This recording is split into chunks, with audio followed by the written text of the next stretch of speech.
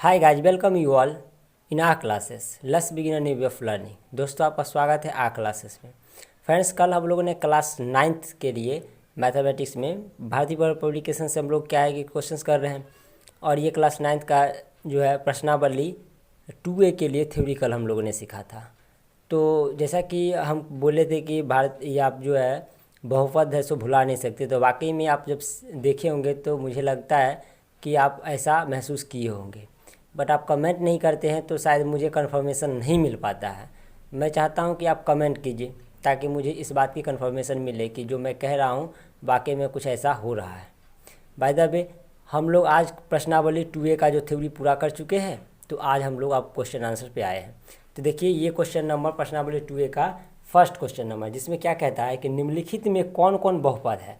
अच्छा, बहुपद होने के लिए जो बच्चे नहीं देख पाए हैं फर्स्ट वीडियो इसका, उसके लिए मैं बता दूं कि बहुपद होता है एक से अधिक पद हो। तो ये एक पद है, दो पद है, तीन पद है। इसमें तो कई पद हैं, तो एक से अधिक पद होते हैं, वो बहुपद कहलाता है। अच्छा, पद क्या होता है? तो हमने कहा था कि चर और अचर का जो है सो गुणनफल होता है। चर और अचर का गुणनफल होता है। तो चर यानी कि XYZ, यानी कि वो संख्या जो बदल सकता है। अचर जो कि नहीं बदल सकता, जो कि न्यूमेरिकल फॉर्म में होता है, 1 2 3 4 जो भी है ना। तो इसके गुणनफल होते हैं, चाहे 2x हो या 5y हो या 3y हो, है ना, 5XYZ हो। तो ये सब क्या कहलाते हैं? चर कहलाते हैं। इस तरह से बहुत सारे चर मिलके बनाता है बहुपद। अच्छा, बहुपद होने के लिए एक चीज़ और बात किए थे कि जो चर होता है ना, उसका घात होना चाहिए पूर्ण संख्या के रूप में। वहाँ पे एक बार मैंने भी वीडियो देखा, उसमें थोड़ा सा एक जगह पे मैंने बोल रहा हूँ पूर्ण संख्या और लिखा हुआ पूर्णांक, तो माफ़ कीजिएगा उसके लिए। थोड़ा सा मैं अभी उसके लिए बता रहा हूँ कि वहाँ पे पूर्ण संख्या होनी चाहिए। इसकी जो पावर होनी चाहिए ना ये चर की, वो पूर्ण संख्या, यानी 0 1 2 3 4। ये 0 यानी कि आप पूर्ण संख्या जो 0 से स्टार्ट होकर अनगिनत होते हैं, है ना। तो आई होप कि अब ये चीज़ें क्लियर हो गया होगा, वहाँ पे भी आप करेक्शन कर लेंगे। मैं वहाँ पे कई बार पूर्णांक लिख दिया हूँ और कई बार पूर्ण बोल रहा हूँ, पूर्ण संख्या है, तो थोड़ी सी वो मिस्टेक्स हो गई थी, ध्यान नहीं दिया था मैंने आखिर। चलिए आइए क्वेश्चन आंसर पे करते हैं। कंसेप्ट आपको क्लियर हो गया होगा, है ना। अगर थोड़ी सी और समझ में नहीं आ रही है, जो बच्चे फर्स्ट टाइम इस वीडियो को देख रहे हैं, तो प्लीज़ आप फर्स्ट वीडियो को देख लीजिएगा, जो कंसेप्ट जिसमें हम बहुपद के बारे में बात किए हैं। तो आइए देखिए, ये इसको देखने से आपको क्या लग रहा है, ये बहुपद है या नहीं? तो ये बिल्कुल बहुपद है। ये पहला पद, दूसरा पद, तीसरा पद, इसमें एक से अधिक पद भी है। और साथ ही ये देखिए, इसका जो x का यानी कि चर का जो घात है, पावर जो है या इंडेक्स है या डिग्री है, वो क्या है? वो पूर्ण संख्या के रूप में है। तो ये जो है हम बोलेंगे कि ये बहुपद है, बहुपद है। अच्छा देखिए, इसको अगर हम सॉल्व करते हैं तो x + 2x⁻⁻1 होगा। यानी मैंने कहा था कि इसका पावर होना चाहिए पूर्ण संख्या के रूप में, जो कि ये पूर्ण संख्या तो नहीं है। इसका मतलब क्या है कि ये बहुपद नहीं है। तो इसका आंसर होगा बहुपद नहीं है। इसका भी देखिए रूट में है, तो इसको हम लिख सकते हैं ना इस तरह से। तो मैंने कहा था P/Q के रूप में भी इसका जो है सो घात जो है सो P/Q के रूप में भी नहीं होना चाहिए, केवल पूर्ण संख्या के रूप में होना। घात जो है सो चर का घात जो है ना, इस चर x का घात, यानी ये जो पावर है ना, या तो 0 नहीं तो 1 नहीं तो 2 नहीं तो 3, यानी पूर्ण संख्या होना चाहिए। मैं बार बार रिपीट कर रहा हूँ कि पूर्ण संख्या या धनात्मक पूर्णांक जो 0 के साथ होना चाहिए, ऐसी बातें हैं। ठीक है, चलिए ये सारे कंसेप्ट क्लियर है। तो ये तीसरा भी आपका क्या होगा कि बहुपद नहीं होगा। देखिए क्वेश्चन नंबर 4 क्या है कि ये देखो ऑलरेडी लिखा हुआ है माइनस में, तो ये भी नहीं होगा। ये रूट में है, इसका मतलब हुआ कि u का पावर 1/2 है, ये भी नहीं होगा। ठीक है, ये इसका देखिए। अच्छा, एक बात ध्यान रखना है कि चर को देखना है कि वो रूट में है कि बाहर है। तो देखो यहाँ पे ये संख्या रूट में है, इससे मुझे फ़र्क नहीं पड़ता। ये चर जो है ना वो बाहर है, और इसका जो पावर है ना, मुझे वही देखना है, गौर करना है। इसका पावर देखिए ये पूर्ण संख्या के रूप में है, तो बिल्कुल ये आपका क्या होगा, ये बहुपद होगा, ये बहुपद होगा। Clear my friends? ये थोड़ी सी आपको तकलीफ मतलब समझ में नहीं आ रहा होगा, कि मतलब अगर कंफ्यूज हो रहे हैं तो समझ लीजिए अच्छे से कि न्यूमेरिकल फॉर्म जो है ना, यानी अचर जो है ना, वो रूट में रहे या कहीं भी रहे, उससे कोई फ़र्क नहीं पड़ता है। ये अचर जो है ना XYZ, उसको रूट में नहीं होना चाहिए। उसका पावर जो है ना वो हमेशा क्या होना चाहिए, पूर्ण संख्या। मैं बार बार कह रहा हूँ, पूर्ण संख्या होता है 0, 1, 2 से लेके 0 और प्राकृतिक संख्या का सम्मिलित रूप होता है। ठीक है, चलिए आगे हम समझते हैं। फिर देखिए यहाँ पे ये यहाँ तक तो ठीक था, लेकिन ये रूट में है, इसका मतलब ये भी बहुपद नहीं होगा। अच्छा, -7 बहुपद है, ये क्या है, बहुपद है। क्यों है, क्योंकि मैंने कल ही समझाया कि ये 7 है तो इसका नहीं कुछ है तो x⁻0 तो है इसके साथ, यानी अचर भी है चर भी है इसके साथ। इसका मतलब चराचर का गुणनफल हुआ है ये पद और ये है ना, तो ये आपका बहुपद का एग्जाम्पल होगा। अच्छा देखो, ये भी देखो बहुपद है। क्यों, क्योंकि y से मतलब इससे मतलब है नहीं, है ना, तो ये इसका नहीं कुछ है तो ये लिख सकते हैं ना, √2 × x⁻0 है ना, यानी ये भी बहुपद है। तो आपका 9 नंबर क्वेश्चन भी होगा बहुपद। क्वेश्चन नंबर 10 देखिए, तो एग्जैक्टली दिख रहा है ये कि बहुपद है।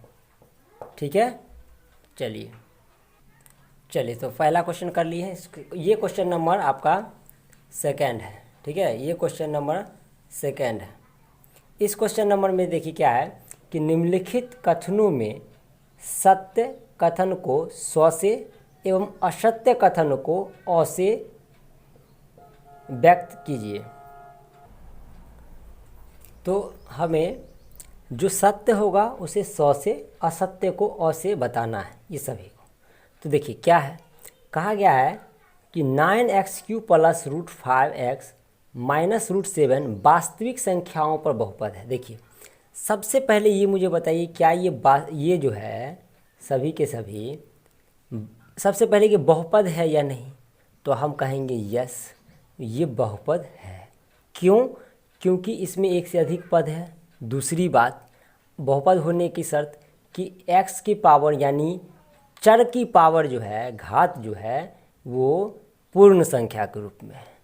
सबसे इम्पोर्टेंट बात है कि चर की घात जो है वो पूर्ण संख्या के रूप में है, इसलिए ये बहुपद तो है। सेकेंड बात है कि ये वास्तविक संख्या की बहुपद है कि नहीं।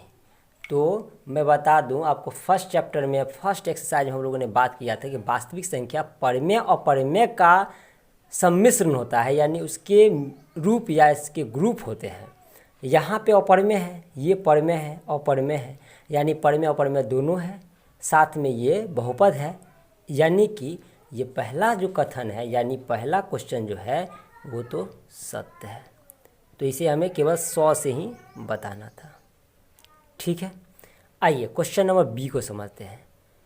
ये पहले देखो कि बहुपद है या नहीं, तो हम कहेंगे जी हाँ, ये तो बहुपद है, क्योंकि x का पावर जो है एक पूर्ण संख्या है, तो बिल्कुल ये बहुपद है। सेकंड, ये पूर्णांक है क्या, तो वाकई में पूर्णांक क्या होता है, संख्या रेखा पर आप देखें कि 0 से लेके दाहिनी तरफ जो प्राकृतिक संख्या होते हैं वो पॉजिटिव होते हैं, और बाईं तरफ जो भी होते हैं नेगेटिव प्राकृतिक संख्या होते हैं। तो ये सभी मिलके तो बनते ही हैं पूर्णांक। इसका मतलब ये हुआ कि ये भी सत्य है, यानी बी भी आपका सत्य है। ठीक है, सी देखते हैं। क्वेश्चन नंबर सी है कि बहुपद है या नहीं, पहले ये पता कर लो। तो चलो, ये x की पावर 4 है, x की पावर 1 है, इसका मतलब है कि ये बहुपद है, यानी चर का घात जो है से पूर्ण संख्या है, साथ में कई सारे पद हैं, यानी बहुपद तो है। अब मेन बात है कि ये पूर्णांक है। अभी मैंने कहा पूर्णांक होने के लिए क्या होनी चाहिए, ये देखो पूर्णांक का क्या होता है, आप देखे होंगे ऐसे, ये +1 +2 +3, तो प्राकृतिक संख्याओं का समूह, और इधर माइनस में प्राकृतिक संख्याओं का समूह +0, ये सभी होते हैं पूर्णांक। अब क्या आपको ये देखने से समझ में आ रहा है ये पूर्णांक है? नो, कौन कह सकता है इसे पूर्णांक? 1/2 एक परिमेय संख्या है, तो ये तो पूर्णांक तो नहीं है, यानी कि ये हम कहेंगे असत्य है। यानी क्या हो जाएगा, ये क्वेश्चन जो है सो असत्य हो जाएगा। तो ये क्लियर हो गया। ओके, तो देखो मैं समय लूँगा, लेकिन इस तरह से बताऊँगा ना कि भूलने ना भूल पाओगे आप। तो समझना है ना, केवल क्वेश्चन काउंट मत करो कि मुझे कितना क्वेश्चन करना है, सब क्वेश्चन का प्रश्नावली करना है, आपको समझना है। और समझने में जो मज़ा है वो यही तो असली मैथमेटिक्स है। क्लियर है? चलिए तो क्वेश्चन नंबर डी की बात करते हैं। डी, डी में है क्या है कि परिमेय संख्याओं पर बहुपद है। तो बहुपद पहले देखो, देख ले, बहुपद तो है, एक्स स्क्वायर है, एक्स है ना। अब देखो परिमेय संख्या, और परिमेय संख्या होता है p/q के रूप में, जहाँ q नॉट इक्वल टू 0। अब देखिए यहाँ पे ये p/q के रूप में है। परिमेय संख्या जो होता है वो पूर्णांक, ये p और q पूर्णांक होते हैं। अब देखो ये पूर्णांक तो है ही नहीं, √3 √5 पूर्णांक है नहीं है ये। तो ऐसे संख्या √3 √5 ये सब अपरिमेय संख्या होते हैं। तो इसका मतलब ये हुआ ये बहुपद तो है लेकिन परिमेय संख्या पर बहुपद नहीं है, परिमेय संख्या नहीं है। इसका मतलब डी क्या हो जाएगा आपका, असत्य। समझ रहे होंगे आप, है कि नहीं, असत्य। बस आप भी समझना है कि नहीं।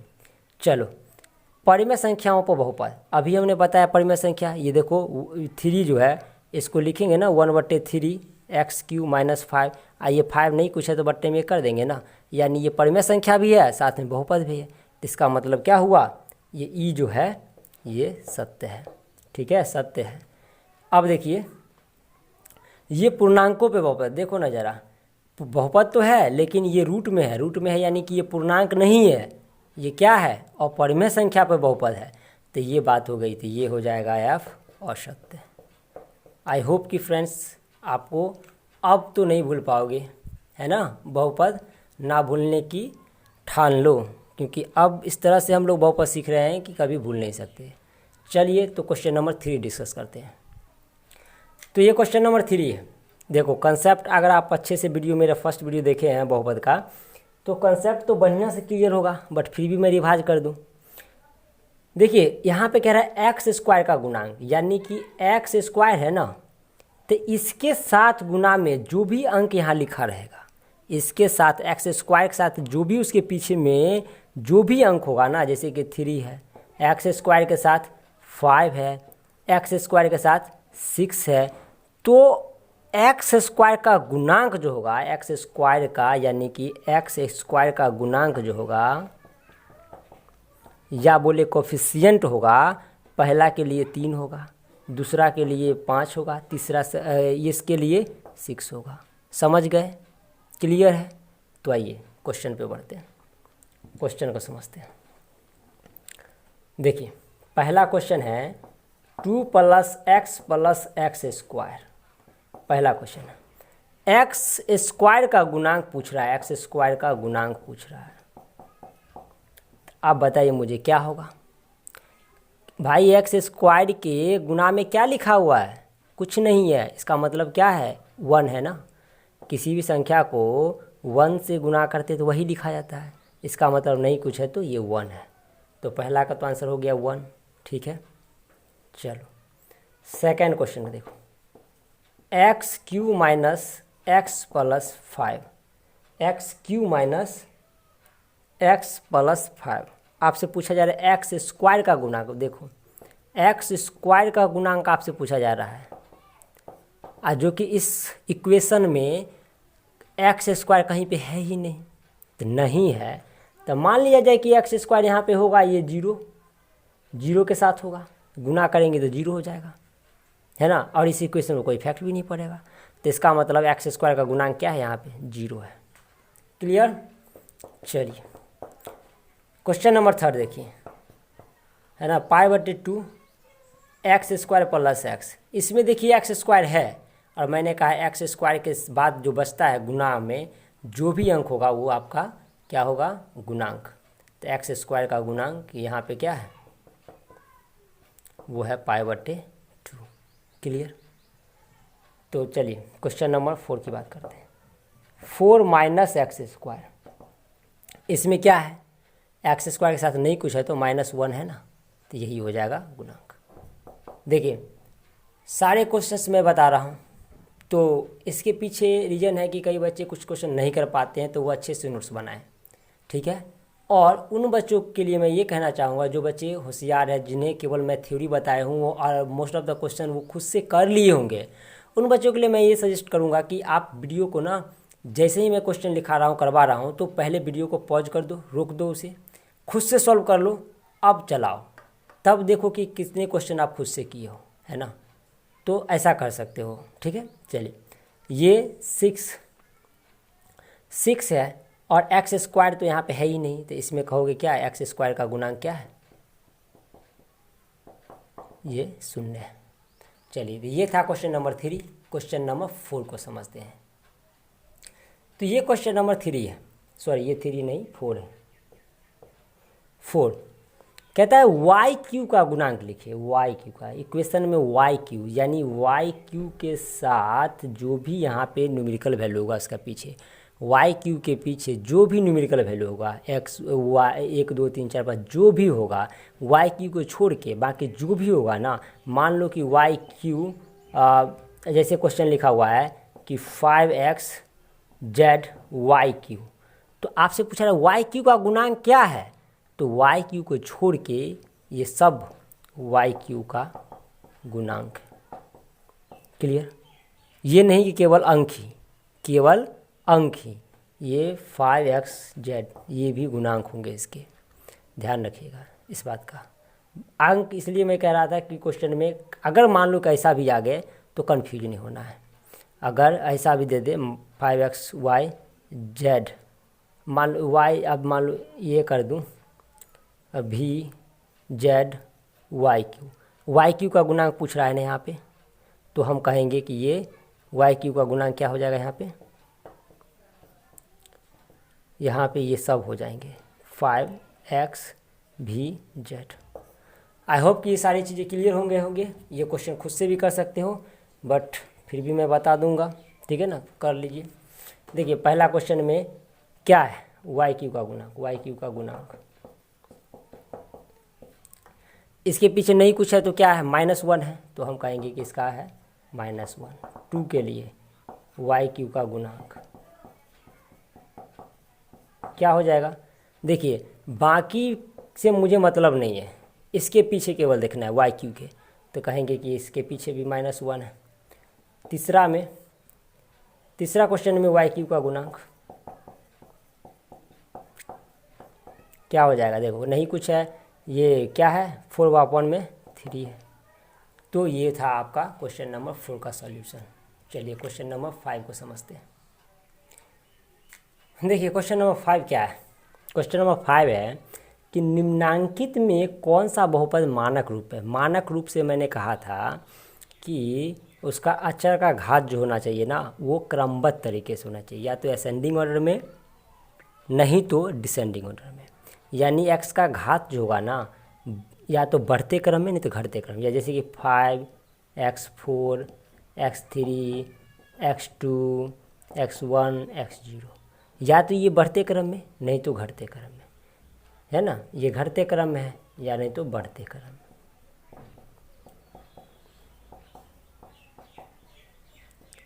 तो इस रूप से आप देखोगे कि चर का घात जो है ना, बढ़ते यानी तो घटते क्रम है।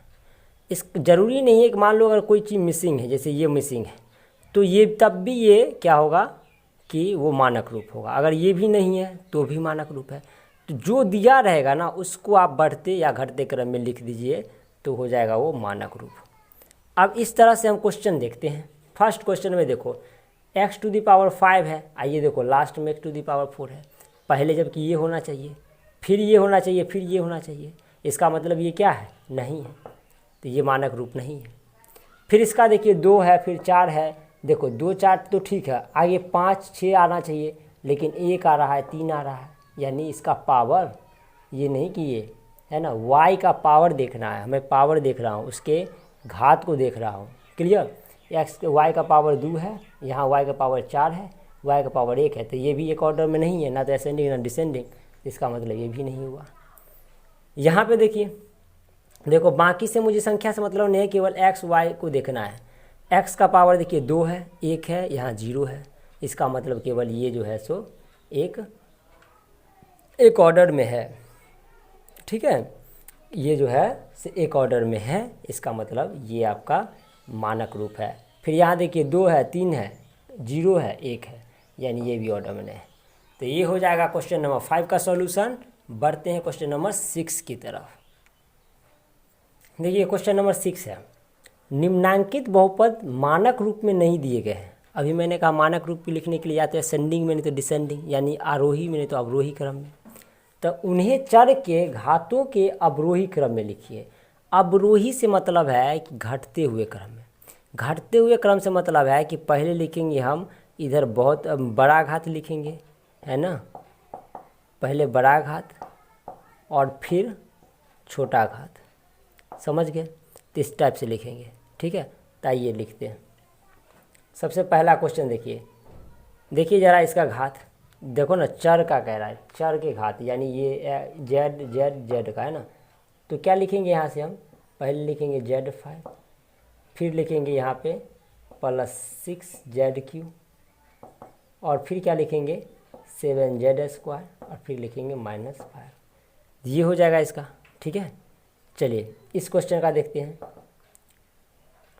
तो सबसे देखिए बड़ा कौन है, ये है 5U4, तो लिखेंगे 5U4। सेकेंड देखिए Q 3/2U, और देखिए फिर इधर है 2U² और +3U, और यहाँ पे हो जाएगा -1। तो ये है आपका अवरोही क्रम, क्लियर। फिर देखिए इस क्वेश्चन में देखिए सबसे बड़ा ये है घात, तो हम लिखेंगे इसे।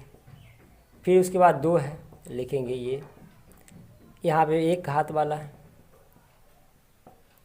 और उसके बाद बच जाता है 5। तो ये क्वेश्चन आप होमवर्क है, प्लीज़ कमेंट करो यार। कमेंट नहीं करते तो बिल्कुल लगता है मुझे जैसे कि पढ़ाने का कोई रिस्पॉन्स नहीं मिल रहा है। आप क्वेश्चंस करते हो तो प्लीज़ कमेंट किया करो, है ना। चलो क्वेश्चन नंबर 7 देखते हैं। ये क्वेश्चन खुद से करेंगे, ठीक है, या नहीं तो मुझे व्हाट्सअप करेंगे आप। चलिए क्वेश्चन नंबर 7 समझते हैं। तो ये क्वेश्चन नंबर 7 है। क्वेश्चन नंबर 7 में कहता है बहुपदों के घात लिखिए। देखिए मैं रिमेंबर करवा दूं आपको, कल वाले वीडियो में जो क्या था कि बहुपद के घात और हमने पदों का घात दोनों डिस्कस किया था। तो हमने कहा था कि पदों का घात जो है, पद के घात में क्या होता है, ये पद की घात, पद की घात, ठीक है। सो पद की घात में क्या होता है कि जितने ये दिए हैं ना अचर, सब का घात जोड़ दीजिए 2, इसका नहीं कुछ है घात तो 1, इसका भी 1, यानी 4। इसका पद की घात 4 होगा, समझ रहे हैं। देखिए इस बाकी सारे क्वेश्चंस में बहुपद का घात कह रहा है, तो बहुपद में जो हाईएस्ट घात होता है, जो सबसे अधिकतम घात होता है, वो लिखा जाता है। इसमें अगर कहता बहुपद की घात तो वो होता है 2। बात समझे, बहुपद का घात, बहुपद के घात। तो ये कंसेप्ट था, हम लोगों ने कल किया था। तो आइए इसी कंसेप्ट के बेस पे सारे क्वेश्चंस का आंसर करते हैं। देखिए इसमें सबसे हाईएस्ट घात क्या है, वो है 5। इसमें सबसे हाईएस्ट घात क्या है, वो है 2। इसमें सबसे हाईएस्ट घात क्या है, ये क्वेश्चन में 8 है। Let me see question number 7 and 3, okay 8 है, तो ये हो जाएगा आपका 8। और इसमें देखो x का घात, देखो यार 2 है, x नहीं है तो कुछ है तो 0 होगा, यानी इसका घात क्या है 0। इसमें देखिए x का घात कितना है सबसे अधिक, वो 1 है। और इसमें देखिए सबसे ज़्यादा घात क्या है, अच्छा इसको सॉल्व करना पड़ेगा। ये क्या हो जाएगा, इसको जब मल्टीप्लाई करोगे तो 3TQ, और ये हो जाएगा -6T²। अब निकालना पड़ेगा t का घात, तो वो हो जाएगा ये कितना 3, नहीं तो गड़बड़ हो जाता है, ठीक है। चलिए आई एम श्योर कि आपको ये सारी चीज़ें आपको समझ में आ गया होगा। चलिए तो क्वेश्चन नंबर 7 हो गया, 8 को डिस्कस करते हैं। तो देखिए नेक्स्ट क्वेश्चन नंबर 8 है, ये भी घात पे ही बेस्ड क्वेश्चन है ना। जो भी हम लोग रूल पढ़े थे क्वेश्चन फर्स्ट वीडियो में बहुपद के, उसमें रूल सीखे थे बहुपद के घात के बारे में, ठीक है ना। आइए उसका प्रयोग करते हुए क्वेश्चन को सॉल्व करते हैं। कहता है कि बहुपद x² + y² का घात क्या होगा। तो सबसे हाईएस्ट घात देखिए इसमें क्या है, 2 है, तो यही आंसर हो जाएगा आपका 2। इसका आंसर हो जाएगा 2। अच्छा इसको आप सॉल्व करोगे तो भी एक्चुअली क्या है कि x y y, तो x रहता तो बढ़ जाता, लेकिन इसको करने से भी वही मिलेगा हमें। तो यानी सबसे अधिक घात क्या है इसमें, इसका अधिक सबसे घात क्या है, ये तो अधिक घात 3 है। एक मिनट क्वेश्चन देख लिया जाए। देखिए दरअसल यहाँ पे ना x ही है। अब देखो इस क्वेश्चन को अगर हम सॉल्व करेंगे, प्रीवियस क्वेश्चन में तो ऐसा किए हैं अभी, एक्स एक्स को करेंगे तो ये हो जाएगा x5 + 2x²। अब यहाँ पे इसका घात अगर कहा जाए तो सबसे हाईएस्ट क्या है 5, तो ये 5 हो जाएगा, इस बी का 5। समझ गए? तो क्वेश्चन थोड़ा सा मिस्टेक था। देखिए बहुपद 3 का घात, अब देखो 3 में 3 है तो इसका घात कितना है। अब एक्स वाई का ही घात देखते हैं हम, इसमें तो कुछ है ही नहीं, तो नहीं है तो क्या हो जाएगा ये 0 यानी 0। ठीक है, अब शून्य बहुपद का घात जो होता है ना वो अनिर्धारित होता है। क्या होता है? अनिर्धारित होता है, ये निर्धारित नहीं होता है। क्या है?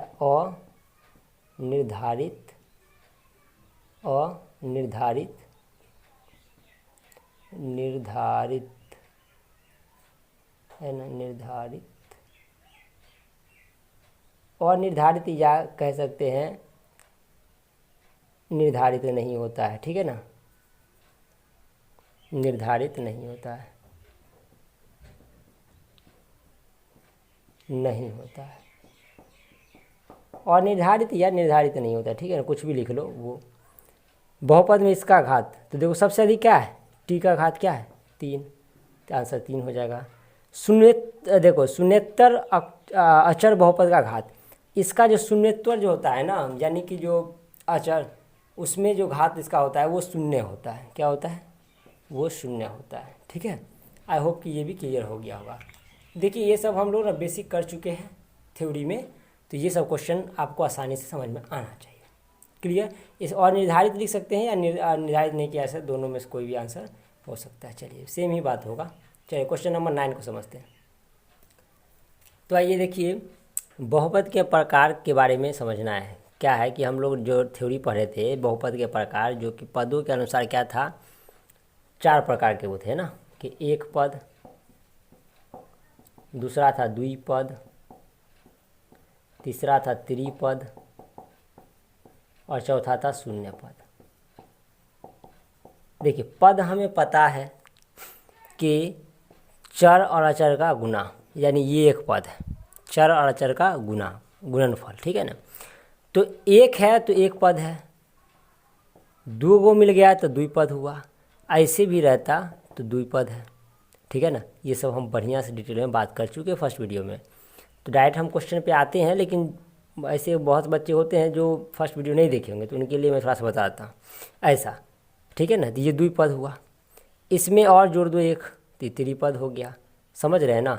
अगर शून्य पद में क्या होगा कि जो भी संख्या लिखा होगा उसके पीछे क्या होगा 0, तो ये शून्य पद। चलिए कंसेप्ट क्लियर है, आइए क्वेश्चन को समझते हैं। देखिए पहला क्वेश्चन है 9 इंटू कुछ भी नहीं है, 9 इंटू कुछ भी नहीं है यानी कि x⁻0 होगा, यानी ये एक पद ही है या एक पद है। ठीक है, एक पद या एक पद ही है,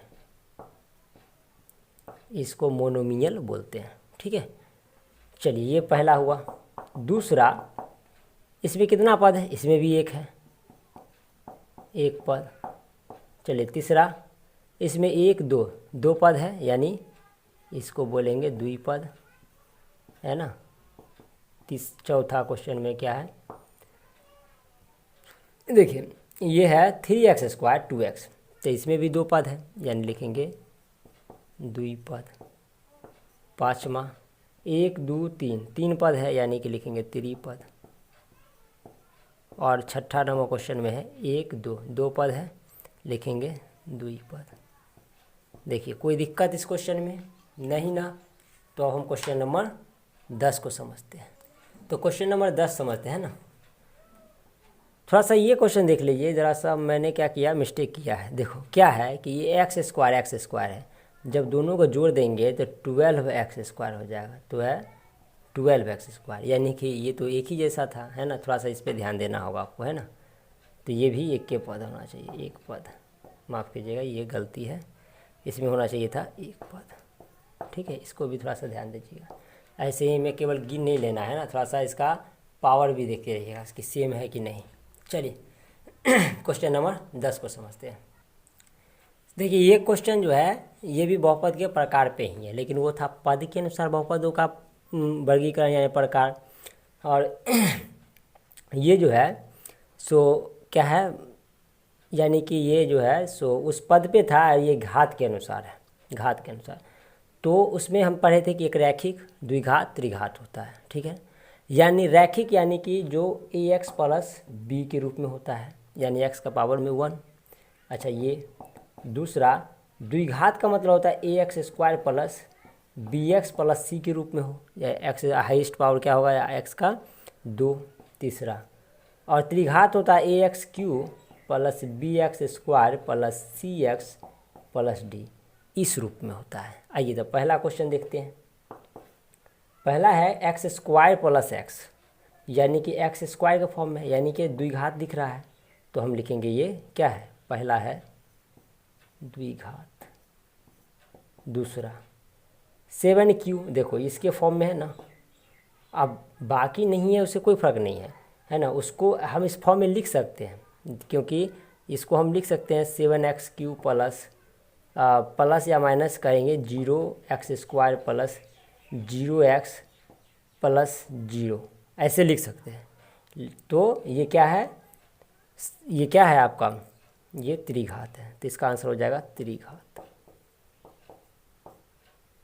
क्वेश्चन नंबर 3 में ये रैखिक है, क्योंकि इसका घात 1 है, यानी तीसरा का हो जाएगा रैखिक। चलिए क्वेश्चन नंबर 4 देख लेते हैं। क्वेश्चन नंबर 4 है x³ माइनस 4x, क्यू के फॉर्म में है, यानी कि त्रिघात। क्वेश्चन नंबर 5 समझते हैं। हाईएस्ट घात 2 है। अच्छा, ध्यान दीजिए लास्ट क्वेश्चन में जिस तरह से हम लोगों ने घात पे ध्यान नहीं दिया था, तो द्विपद, एक पद द्विपद हो गया था, तो इस पर ध्यान देना है थोड़ा सा। तो देखिए इसमें अलग अलग है, और ये स्क्वायर है ना, तो ये भी हो जाएगा आपका द्विघात। क्वेश्चन नंबर 6, इसमें हाईएस्ट घात है 2, यानी ये भी हो जाएगा द्विघात। क्या हो जाएगा, द्विघात हो जाएगा। तो देखिए कोई दिक्कत, सारे क्वेश्चन कंप्लीट, ठीक है। तो क्वेश्चन नंबर 11 को समझते हैं। बहुत आसानी से समझ रहे हैं, एक बार पढ़ो हमेशा के लिए फ्री हो जाओ। तो इसलिए जितने अधिक से अधिक फ्रेंड्स हैं आपसे जुड़े हुए, सबको इस दिखाइए, ताकि एक सही चीज़ें सही तरह से सीख पाए, है ना। मैथमेटिक्स को बोर्ड सब्जेक्ट समझ के वो पढ़ना ना छोड़ दे। इसलिए आप इस वीडियो को फॉरवर्ड कीजिए, दोस्तों के साथ शेयर कीजिए, ताकि अधिक से अधिक लोग हमसे जुड़े और एक सही मैथमेटिक्स का नॉलेज ले सके। मैथमेटिक्स स्टूडेंट मत रहो, इस ईयर ही आप मैथमेटिक्स के टीचर जैसा बिहेव करो। चलिए तो क्वेश्चन नंबर 11 को डिस्कस करते हैं। सो देखिए क्वेश्चन नंबर 11 की बात करते हैं। तो क्वेश्चन नंबर 11 में है 25 घात का एक पदी बहुपद। एक एक उदाहरण लिखना है, ठीक है ना, सभी बहुपद के एक एक उदाहरण। देखो 25 घात का यानी कुछ भी x ले लो या t ले लो, कोई भी अचर ले सकते हैं आप। आंसर मिलाने के चक्कर में नहीं रहिएगा इस क्वेश्चन में। इस क्वेश्चन का आंसर जो मैं बता रहा हूँ ज़रूरी नहीं है कि वही आंसर हो, कुछ भी हो सकता है, आप अपने से अलग भी आंसर कर सकते। देखिए समझिए, x का पावर 25 ये होना चाहिए, एक पदी का ना, एक पदी, ये भी आंसर हो सकता है। आप लिख लो 2x टू दी पावर 25, ये भी आंसर हो सकता है। 3x टू दी पावर 25 लिख लो, ये भी आंसर हो सकता है, क्योंकि कहीं ना कहीं पद तो एक ही है ना, समझ गए। तो कोई एक आंसर लिख लो, आपका आंसर हो जाएगा। कहता है 15 घात का द्विपदी। द्विपदी से मतलब है कि कोई एक चर ले लो जिसका जो है सो 15 घात है, फिर दूसरा 2 लिख लो, 3 ले लो, कुछ भी लिख दीजिए, वो आंसर हो जाएगा, ठीक है। 8 घात का त्रिपद। तो देखिए त्रिपद है, तो मान लो कि मैंने लिया 3x टू दी पावर 8, है ना, और 3 पद बनाना है तो मुझे, तो लिखिए 2x to the power 7 plus 5 लिख दिया मैंने, ठीक है। तो 3 पद हो गया ना। मैन तो हाईएस्ट आपको दिखना था 8, समझ रहे हैं। तो ये 1 के लिए, ये 2 के लिए। देखो इसमें से कोई एक ही आंसर, बहुत सारे ऐसे बच्चे होते हैं जो जैसे बता दो केवल वही नोट कर लेते हैं। तो ये मैं रफ कर दे रहा हूँ, कोई एक आंसर लिख लेना, ठीक है ना। तो ये 4 में देखो क्या है, शून्य घात का। घात शून्य होना चाहिए, एक पदी, है ना, एक पद के लिए शून्य घात, है ना, शून्य घात और एक पद के लिए। अच्छा तो देखो 9 ले लो, देखो एक पद के लिए घात है ना, 2 ले लो, 4, कोई भी एक संख्या लिख दीजिए, वो हो जाएगा आपका शून्य घात के लिए एक पद, ठीक है। अच्छा देखो 5 में 2 घात का, तो x टू दी पावर 2 और त्रिपद ना। अच्छा 3 पद बनाना है तो लिखो 2x प्लस 5, 3 पद भी बन गया, 2 घात भी है, 4 घात का। चलो इसको ऐसा करते हैं, इसको तो आपको होमवर्क देते हैं, ये होमवर्क करिए, या नहीं तो कमेंट में बताइए, या नहीं तो मेरे व्हाट्सअप कीजिए। क्लियर। क्वेश्चन नंबर 12 को समझते हैं। देखिए इस क्वेश्चन में है, ये शून्योत्तर के ऊपर है ना, जो क्वेश्चन का हम लोग थ्योरी पढ़े थे शून्योत्तर निकालने के लिए, तो उस पर बेस्ड है। क्या कह रहा है कि यदि P x equal to x square minus 2x plus 1, तो P0 ज्ञात करना है। P0 से मतलब है कि P0 से मतलब है कि x के जगह पे, यानी x का मान यहाँ पे क्या है, 0 है। ठीक है, P0 से मतलब x का मान 0 है। तो देखिए Px में x का मान देते हैं ये 0, और लिखते हैं ये, पहले ये क्वेश्चन लिख लेते चलो। Px equal to x square minus 2x plus 1 है, तो P0 से मतलब है कि x के जगह पे 0, इसमें भी 0 दीजिए, तो ये 0 का स्क्वायर 2 इंटू 0 प्लस 1, ये क्या निकल रहा है 0 माइनस 2, ये भी तो 0 ही हो जाएगा ना, 0 से गुना करेंगे प्लस 1, ये मुझे 1 प्राप्त हुआ। ठीक है, तो ये आपका आंसर, पहला का आंसर ये हो जाएगा। P0 का मान क्या हुआ 1। ठीक है, चलिए दूसरा नंबर क्वेश्चन समझते हैं। बी, ये बी ये ए है, बी। यदि क्यू एक्स बराबर इतना है तो Q1 का मान, यानी एक की जगह पे 1 रख लो, है ना, तो क्यू एक्स इक्वल टू है x Q minus 3x square plus 3x minus 1, तो Q1 का मान निकालना है। तो x की जगह पे 1, तो हम लिखेंगे क्या, 1 का क्यू माइनस 3 इंटू 1 का square plus 3 into 1 minus 1, 1 minus इसको एक को कितना बार गुना कर 1 ही होगा, तो ये 3 प्लस 3 माइनस 1। अब देखो ये प्लस में ये माइनस में तो 0 हो जाएगा, ये भी प्लस ये भी माइनस में तो 0 हो जाएगा, यानी Q1 का मान जो होगा क्या हो जाएगा, Q1 का मान क्या हो जाएगा 0 आंसर। ठीक है, Q1 सॉरी आप दिखे ही नहीं आप, चलिए फिर समझा दूँ। यहाँ पे ये इतना दिया हुआ था, Q1 का मान हमने रखा था एक्स की जगह पे, सब जगह पे 1 रख दिए। ठीक है, क्योंकि x की जगह पे यहाँ पे 1 है वैल्यू, तो 1 का क्यू, यहाँ 3 इंटू 1 का स्क्वायर और फिर 3 इंटू 1, और ये तो एक का क्यू करेंगे तो 1 होगा, एक का स्क्वायर करेंगे तो एक ही होगा, इससे एक को 3 से गुणा करें तो 3 होगा, और 3 1 को मल्टीप्लाई करें तो 1। देखो 1 माइनस 1 0, 3 माइनस प्लस माइनस है दोनों तो 0, यानी इसका मान Q1 का मान क्या हो जाएगा 0। तो ये क्वेश्चन नंबर 3 सी को समझते हैं। क्वेश्चन नंबर सी थोड़ा सा अच्छा है ना क्वेश्चन। चलिए क्वेश्चन नंबर सी में क्या कहता है कि यदि पी एक्स बराबर इतना हो और Q x sorry R Z बराबर ये इक्वेशन दिया हो, तो P0 और R0 का संबंध स्थापित करना है। तो देखिए क्या होगा, P0 निकाल लेते हैं, पहले इक्वेशन लिख लेते हैं पी एक्स इक्वल टू, चलो पहले पी एक्स इक्वल टू एक इक्वेशन लिख लेते हैं, एक्स स्क्वायर 4x प्लस 4 है।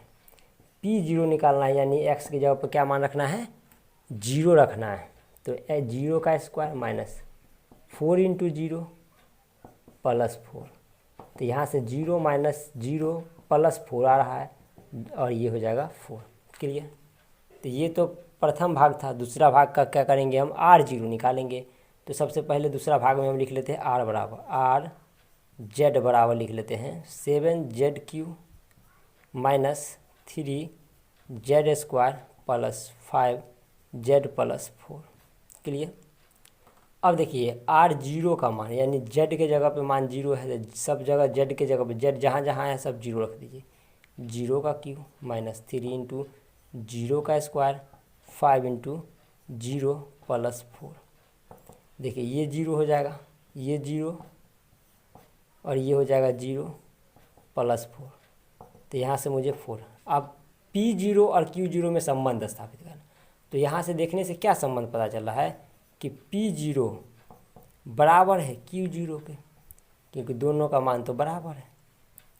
ठीक है ना, तो यही संबंध स्थापित करना था।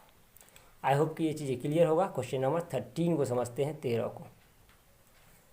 चलिए ये क्वेश्चन नंबर 13 है। ठीक है, 13 नंबर क्वेश्चन है, कहता है कि x इक्वल टू 1 है, तो आप तो समझ ही गए कि x इक्वल टू 1 है, तो यहाँ पे जो क्वेश्चन दिया गया है P x equal to 5x² minus 3x plus 7 का मान ज्ञात करना है, यानी कि ये P x 5x² 3x plus 7 x equal to 1 है। तो ये x के जगह जहाँ जहाँ पे क्या है x है 1 1 रख दीजिए।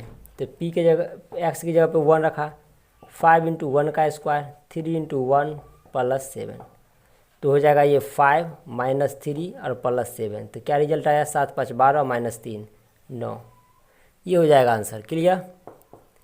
ये क्वेश्चन नंबर बी को समझते हैं। ये था ए। इसमें भी सेम वही करना है, Q Y equal to question लिखना है, क्यू वाई इक्वल टू लिखेंगे 3y³ 4y प्लस √11। तो y के जगह पर रखना है हमें क्या 2, तो y के जगह पर हमने 2 रखा। ठीक है, तो देखो Q2 इक्वल टू लिखेंगे 3 इंटू वाई का स्क्वायर यानी कि 2 का स्क्वायर, सॉरी 2 का क्यू होगा क्योंकि क्यू है। ठीक है, माइनस 4 इंटू 2 और प्लस √11। तो देखो ये 3 इंटू 2 का क्यू यानी कि 8, 4 दूना 8 और प्लस हो जाएगा √11। चलिए, तो 8 3 के 24 माइनस 8 और प्लस √11, इसको घटा दें कितना हो जाएगा, है ना, ये 16 प्लस √11। तो ये आंसर हो जाएगा। क्लियर है। तो क्वेश्चन जो हो गया कितना आपका 2 क्वेश्चन कंप्लीट हो गया। ठीक है, तो अब हम क्वेश्चन नंबर सी को समझते हैं। ठीक है, चलिए, तो क्वेश्चन नंबर सी क्या है कि क्वेश्चन नंबर सी में है कि टी ए इक्वल टू, तो ये है question P T equal to 4t4 plus 5t³ minus t² plus 6, जहाँ t बराबर लिखा हुआ है a, तो हमें t के जगह पे a रख देना है केवल। तो ये हो जाएगा a4 plus 5a³ minus a² plus 6, यही आंसर हो जाएगा। क्लियर। चलिए क्वेश्चन नंबर डी देख लेते हैं। देखो इसमें ना 0 1 और -1 ये तीनों वैल्यू रखना है। तो मान लीजिए पहला हमने रखा x इक्वल टू 0, तो P x equal to 5x³ minus 2x² plus 3x minus 2, इसमें हमें 0 पहले रखना है वैल्यू। तो ये रखा 0, तो p0 equal to 5 2 0² plus 3 into 0 minus 2, तो यहाँ से ये वैल्यू ये वैल्यू ये वैल्यू सब तो 0 हो जाएगा, -2 यानी कि -2 इसका वैल्यू आ जाएगा आंसर। चलिए, जब हम मान रखेंगे x इक्वल टू क्या रखेंगे 1, ठीक है ना, ये आपका 1 2 कर लो थोड़ा सा, है ना। तो ये जब x इक्वल टू हमने रखा क्या 1, ठीक है, तब हमें p1 का मान निकालना होगा। तो ये सभी x की जब 1 रख दो, ये 1 2 इंटू 1 का स्क्वायर प्लस 3 इंटू 1 माइनस 2, तो क्या रिजल्ट आ रहा है हमें, यहाँ से हमें प्राप्त हो रहा है 5 2 3 माइनस 2। तो देखो 5 और 3 8 हो जाएगा, और ये -2 -4, यहाँ से मुझे 4 प्राप्त हो रहा है। ठीक है, अब एक बचा है कि -1 रख के, तो चलिए उसको भी देख लेते हैं। थोड़ा सा जगह इधर है, इस पे कर लेते हैं। चलो, जब x बराबर रहेगा क्या -1, तो क्वेश्चन है आपका क्या, yes, P x equal to 5x³ minus 2x² plus 3x minus 2, तो क्या है -1 5 -1 का क्यूब, ठीक है, और ये 2 इंटू -1 का स्क्वायर प्लस 3 इंटू -1 -2। देखिए -1 को अगर ऑड रहता है पावर में तो उसका माइनस ही वैल्यू होता है, तो ये हो जाएगा -5। अगर ये इवन रहेगा तो प्लस में, तो वो प्लस, लेकिन ये माइनस है तो प्लस माइनस माइनस, ये 2, और ये हो जाएगा आपका, ये माइनस है प्लस माइनस माइनस, ये 3 और -2। इस तरह से हो जाएगा कितना, ये 5 और 2 7, और ये भी माइनस में है, तो सभी तो कितने हो जाएंगे 5 2 5 2 7 और 7 5 12 है ना, तो -12। ये सभी वैल्यू के लिए कहने का मतलब क्या रिजल्ट आया हमें, चलिए सब दिख रहा है, ओके। तो यहाँ पे हमने x0 1 और -1 के लिए सभी वैल्यू को निकाल लिया, क्लियर है। तो ये क्वेश्चन नंबर 13 से हो गया। और 14 क्वेश्चन को समझते हैं। चलिए क्वेश्चन नंबर 14 समझ लेते हैं। निम्नलिखित में चर के संगत मानों के लिए बहुपदों का मान निकालिए। देखिए फिर से वही बातें हैं, क्वेश्चन सेम है, पैटर्न सेम है, समझिए। px = लिखा हुआ है x3। अगर x0 मान देते हैं, सबसे पहले अगर x के जगह पे मान देते हैं 0, तो क्या वैल्यू आ जाएगा 0 का q यानी कि 0, ठीक है। जब हम x बराबर ले रहे हैं 1, तब 1 पे क्या हो जाएगा, ये 1 का q यानी 1। यदि हम 2 ले रहे हैं तो क्या हो रहा है, जब x बराबर 2 रहता है तो p2 = क्या हो जाएगा, 2 का q यानी कि ये 8। तो ये हो जाएंगे आपके पहला क्वेश्चन। इसी टाइप से आप ये सब कर लीजिए क्वेश्चन, ये कोई खास नहीं, अब इतने मार्क्स निकाल चुके हैं, आपको सब आसानी से आ जाना चाहिए। तो चलिए इसमें टाइम व्यर्थ करने से बेहतर है कि हम कुछ नए क्वेश्चंस को करें। सेम पैटर्न पे है ना, नहीं तो चलो एक क्वेश्चन और कर ही देते हैं। चलिए px = लिखा हुआ है 5x - 4x² + 3। तो पहला x = 0, तो p0 = क्या हो जाएगा, 50 - 4 0² + 3। ये 0 हो जाएगा, ये भी 0 + 3, तो ये 3 आंसर आ जाएगा, ठीक है। चलिए 3 आंसर आ जाएगा। और जब इस पर 2 रखोगे, लिखेंगे p2, यहाँ नहीं दिख रहा है, चलिए जब लिखेंगे हम p2 = तो क्या लिखेंगे, 5 × 2 - 4 × 2 का स्क्वायर और +3।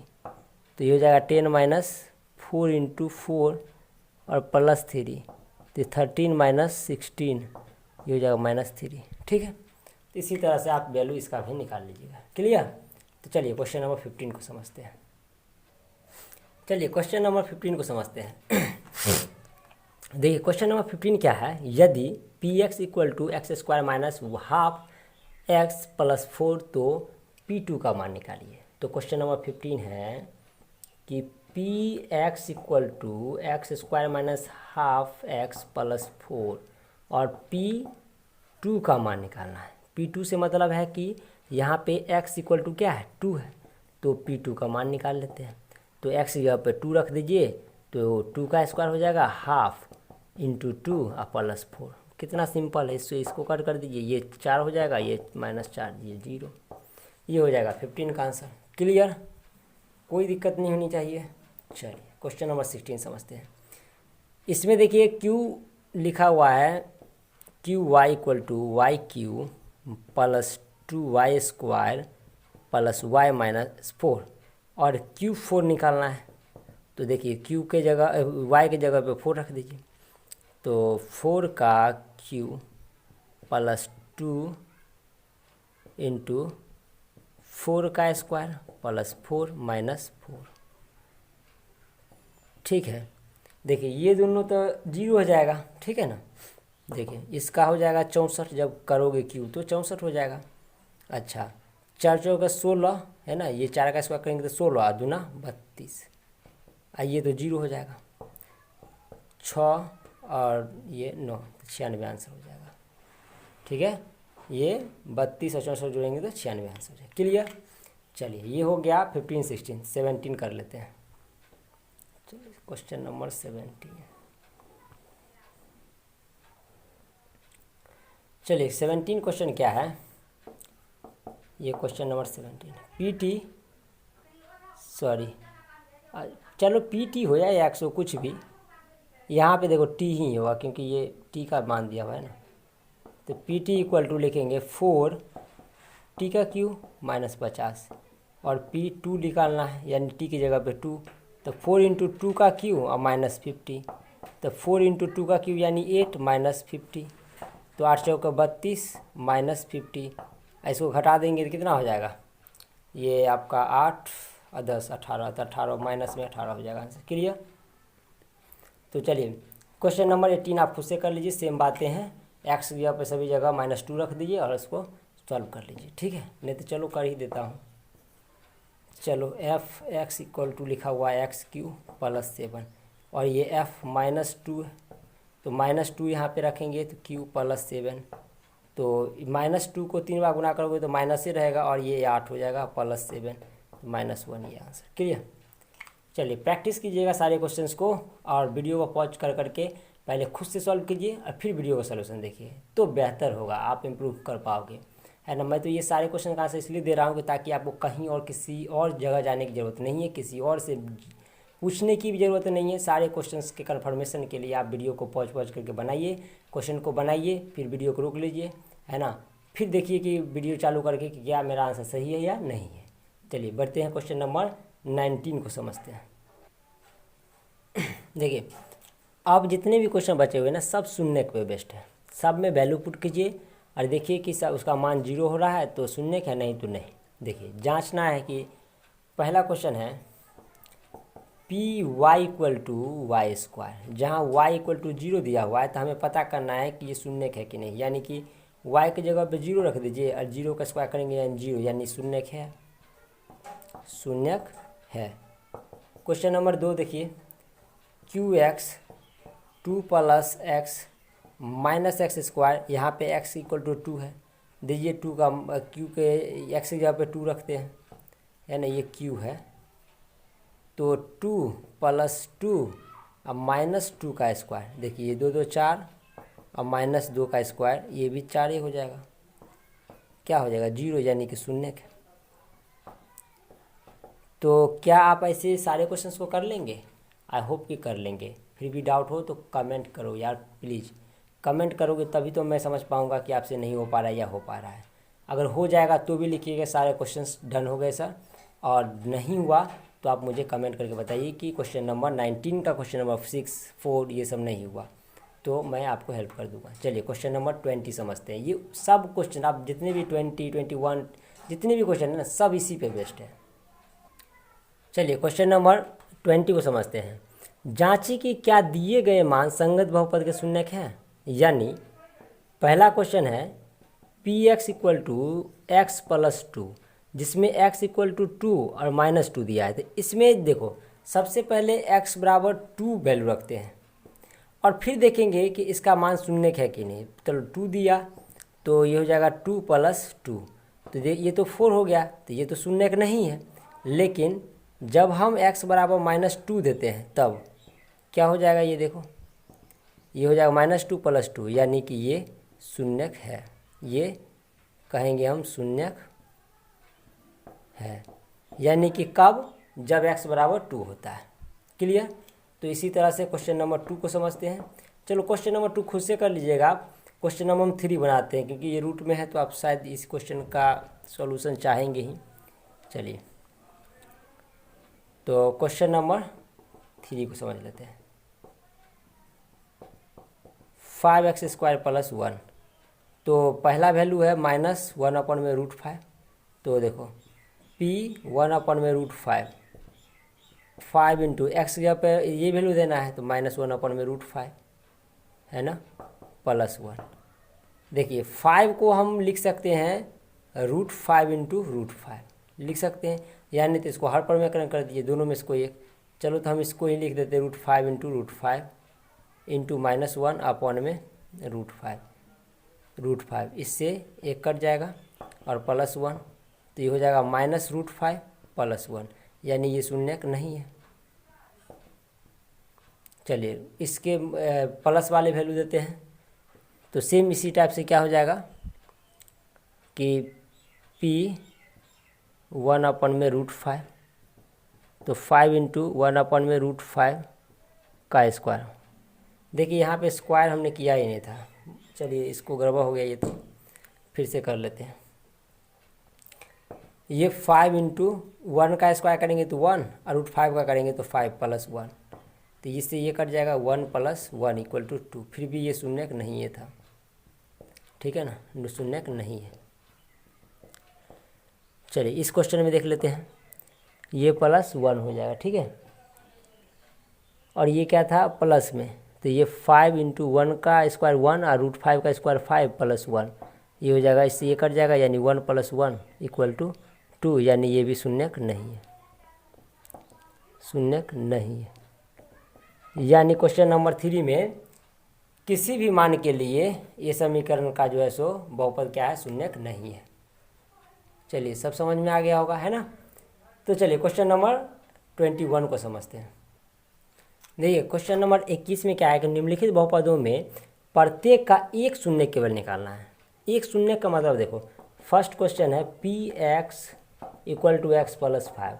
हमें x का मान ऐसा देना है कि इस समीकरण का मान क्या हो जाए, शून्य हो जाए। समझ रहे हैं।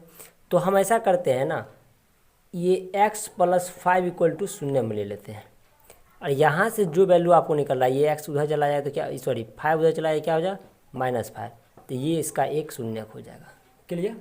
क्वेश्चन नंबर 2 का देखिए, क्यू वाई इक्वल टू लिखा हुआ है y -5, तो इसका शून्य के निकालने के लिए इसको जीरो ले लेते हैं पूरा। y -5 इक्वल टू लिखेंगे 0, y इक्वल टू लिखेंगे 5, ये हो जाएगा इसका शून्य। देखो चेक कर लेते हैं y का मान इस पे रखने पे क्या ये शून्य होता है कि नहीं। देखिए तो क्यू वाई इक्वल टू होगा y -5, और y का मान हमें रखना है 5, तो 5 - 5 इक्वल टू 0। देखो हो गया ना, क्यू 5 का मान रखने पे ये शून्य हो गया। तो इसी तरह से चलिए क्वेश्चन नंबर 4 का देख लेते, चलो 3 देख लेते हैं पहले। तो ये px इक्वल टू है 3x, तो इसके जगह पे 0 और ये 3x, इसीलिए x इक्वल टू क्या लिखें 0/3 यानी 0। तो ये हो जाएगा आपका यहाँ पे किसका शून्य, x का मान 0 रहने पे शून्य हो जाता है। इसी टाइप से आप ये सारे क्वेश्चंस कर लेंगे। क्लियर। चलो क्वेश्चन नंबर 22 पे चलते हैं। तो आइए इस लेक्चर का है ना, प्रश्नावली 2A का ये क्वेश्चन नंबर लास्ट है, ये क्वेश्चन नंबर 22। ठीक है, ये आपका लास्ट है क्वेश्चन। देखिए कहता है कि 22 जांचे कि निम्नलिखित बहुपद में -1 किस किस का शून्यक है। तो हम सभी में ना y के जगह पे जहाँ x है, x यानी कि जो चर है उसमें हर जगह पे हम देंगे क्या, -1। तो देखिए पहला क्वेश्चन को जांचते हैं। तो पी वाई इक्वल टू है 2 + y² + y³ + 2y7। तो हमें y के जगह पे क्या रखना है, यहाँ पे -1। देखिए 2 प्लस यहाँ पे लिखेंगे 1, -1 का स्क्वायर प्लस -1 का क्यूब प्लस 2 × -1 का 7।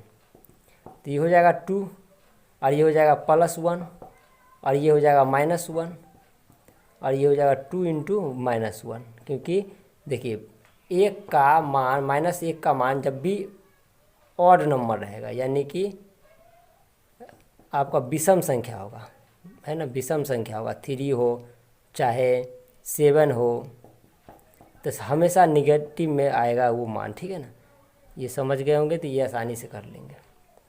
ये हो जाएगा 3, और ये हो जाएगा -1, और ये हो जाएगा -2।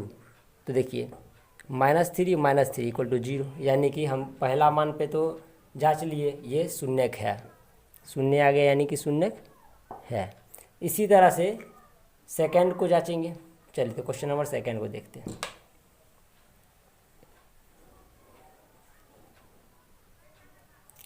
देखो क्वेश्चन नंबर 2 में px equal to 5x 5 + x⁴ - 6, p -1 रखते हैं तो 5 × -1 का 5 प्लस -1 का 4 6।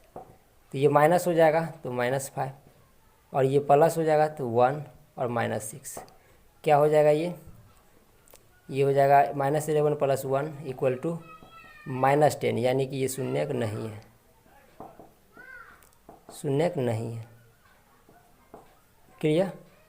तो क्वेश्चन नंबर 3 देखिए, px इक्वल टू है 5x⁴ 4x² है ना, 4x² 2x - 7। इस पे देते हैं -1, तो 5 × -1 का 4 प्लस 4 × -1 का स्क्वायर प्लस 2 × -1 -7। तो क्या हो जाएगा, ये पॉजिटिव हो जाएगा क्योंकि ये सम संख्या है। तो 5 प्लस ये भी सम संख्या है तो ये भी प्लस में आ जाएगा, ये हो जाएगा -2 और -7। तो 7 4 5 4 9, और ये 7 और 2 9, ये 0 यानी कि शून्य है। ठीक है, चलो तो ये यहाँ हुआ और ये क्वेश्चन बच गया केवल। ठीक है, तो ये क्वेश्चन आप खुद से कीजिएगा। ओके, तो ये होता है आपका क्वेश्चन प्रश्नावली 2.A कंप्लीट। तो हम लोग कल बात करेंगे 2.2B का। तो तब तक के लिए आप देखते रहिए AH क्लासेस और मिलेंगे नेक्स्ट वीडियो में नेक्स्ट कंसेप्ट के साथ। तब तक के लिए bye, have a nice day, take care और वीडियो शेयर करना ना भूलिएगा। Thank you very much.